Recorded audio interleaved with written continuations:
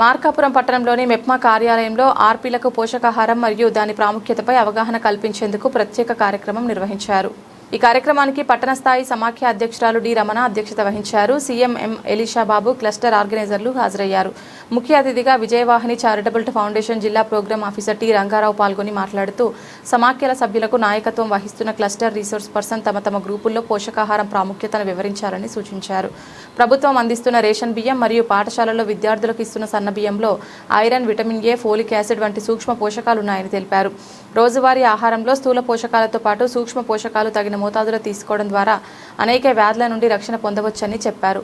మార్కెట్లో లభించే నూనె, ఉప్పు, పాలు వంటి ఫ్లోరిఫైడ్ ఆహార పదార్థాలను ఉపయోగించడం ద్వారా శరీరానికి అవసరమైన సూక్ష్మ పోషకాలు అందుతాయని వివరించారు.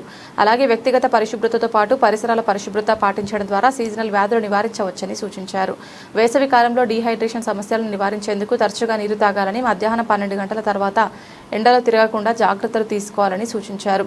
ఈ కార్యక్రమంలో విజయవాహిని చారిటబుల్ ఫౌండేషన్కు చెందిన వి శ్యాంబాబు, ప్రోగ్రామ్ అసోసియేట్తో పాటు మెప్మా కార్యాలయ సిబ్బంది పాల్గొన్నారు.